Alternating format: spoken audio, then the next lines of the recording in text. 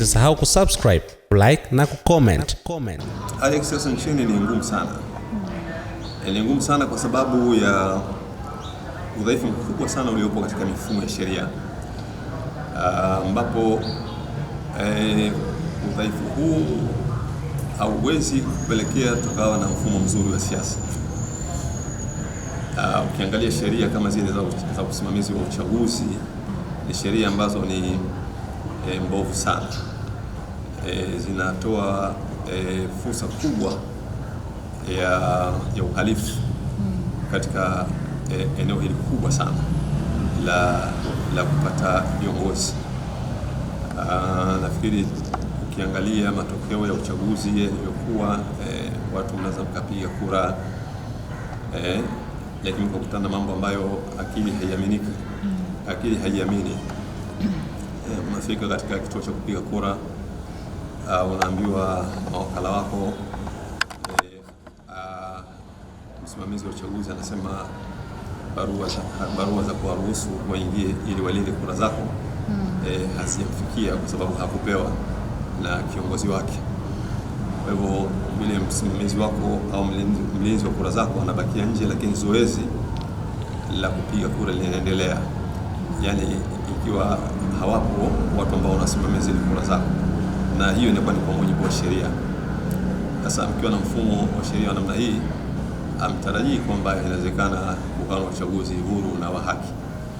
Kwa hivyo kuna sheria hizi ambazo ni nyingi sana, na nakumbuka hata tulipoingia katika mfumo wa vyama vingi, tume zilizoundwa zile za kina Jaji Nyalali zilikuwa Jaji Kisanga zilikuwa zinapendekeza kuwepo na mabadiliko ya sheria, hasa zile sheria ambazo zinawezekana ni sheria kandamizi ziondolewe.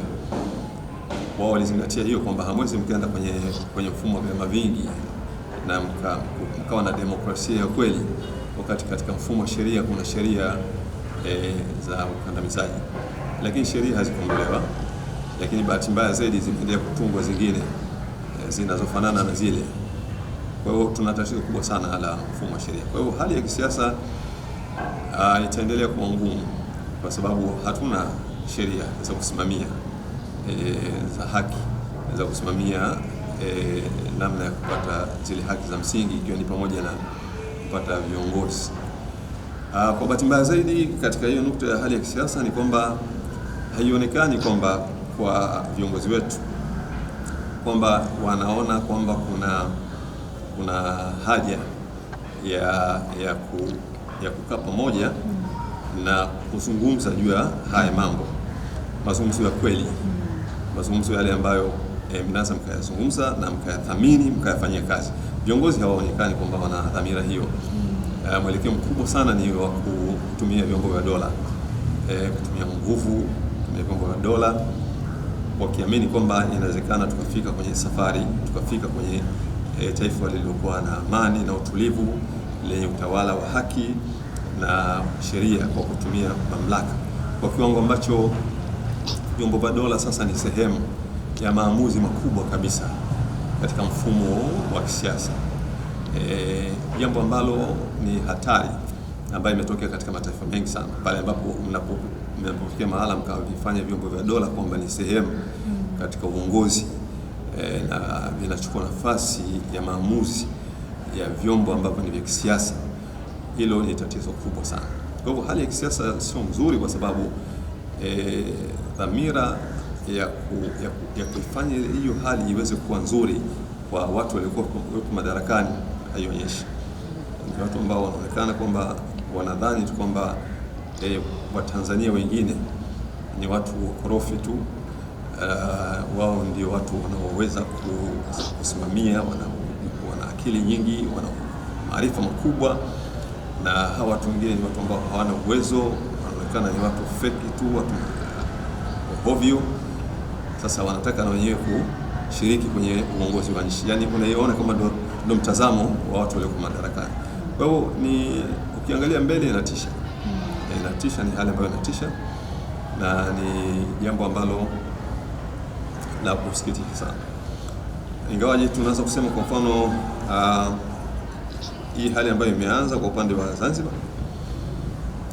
inafungua mwanga kidogo, hali ile ambayo kukaa na watu mkafika mahali mkajadili maridhiano, especially katika yale mambo ambayo yaliyojadiliwa ambayo ni mambo muhimu sana, kama vile kuangalia swala la tume ya uchaguzi, mabadiliko ya katiba, lakini ule muundo pia wa ile serikali kwamba huo ni muundo wa uhakika ambao unatoka juu unafika mpaka chini kama vile ambavyo huku ilikuwa inapendekezwa ile tume ya uchaguzi, nayo pia iwe ni tume ambayo unaanza juu na inafika mpaka kwenye ngazi za chini.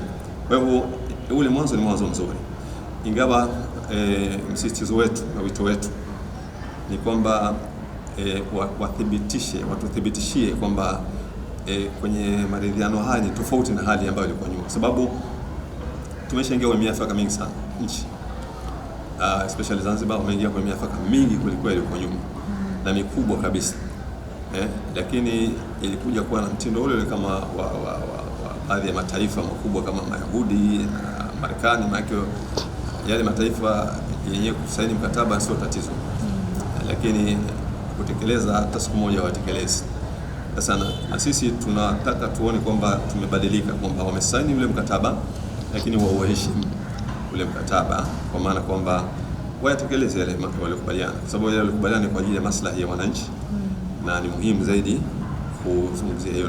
Nimeona juzi hapa mzungumzaji mmoja wa chama tawala akilaumu upande wa pili wa chama cha pili kilichofanya mwafaka kwamba wanazungumza yale waliokubaliana hadharani na kwamba yale ni siri. Mimi niseme tu kwamba labda ni shauri huyo mzungumzaji kwamba dhana hiyo ni dhana potofu sana, kwa sababu yale waliozungumza sio mambo ya vyama, yale ni mambo ya wananchi. Mambo ya wananchi hawezi kuwa siri, mambo ya wananchi lazima yafike kwa wananchi, wananchi wajue kile ambacho walichokubaliana. Sasa uwezi ukasema kwamba wasizungumze yale waliokubaliana kwa maana kwamba ni mambo ya siri. Siri hiyo ya vipi maana yake? Au mnataka kufanya nini maana yake mpaka wananchi hawataki kujua? Ni lazima yale waliokubaliana yafahamike kwa watu, ili watu waone kwamba yanatekelezwa, na pale ambapo watakaona kwamba yatekelezwa basi waweze kupaza sauti kuwashauri hao viongozi kwamba wahakikisha wanatekeleza yale ambayo walikubaliana. Kwa kimsingi hali ya kisiasa bado tete, na sisi tunashauri kwamba kuna umuhimu mkubwa sana wa kufuatilia haya masuala. Katika ile ripoti au taarifa au hotuba fupi ya Jaji Chande, kuna mapendekezo waliyatoa mle ndani kwenye ripoti ile. Kama nilivyosoma, mapendekezo walipendekeza kwamba ni muhimu watawala wakakaa na wale ambao ni wanaotofautiana nao ili waweze kukaa na kujadili haya masuala. Walipendekeza hilo jambo. Nafikiri kwa sababu ni tume ambayo iliundwa na rais mwenyewe na imetoa mapendekezo, nafikiri kuna wajibu mkubwa sana rais akazingatia hayo, kwamba ni muhimu kukaa na wale ambao mmekuwa na fikra tofauti ili muweze kujadili mustakabali wa nchi na kuangalia namna gani kwa pamoja mnaweza kupeleka. Sote ni Watanzania na sote tuna haki na wote tuna fikra, na fikra zote zinatakiwa kuheshimiwa, ndipo tunapoweza kujenga taifa ambalo litakuwa ni taifa la umoja na mshikamano. Tuyazingatie haya. Kwa kama kuna mapendekezo kama haya, basi ni vizuri zaidi pia yakazingatiwa. Ili kwa wa kwanza kupata habari zetu, tafadhali usisahau kusubscribe, like na kucomment.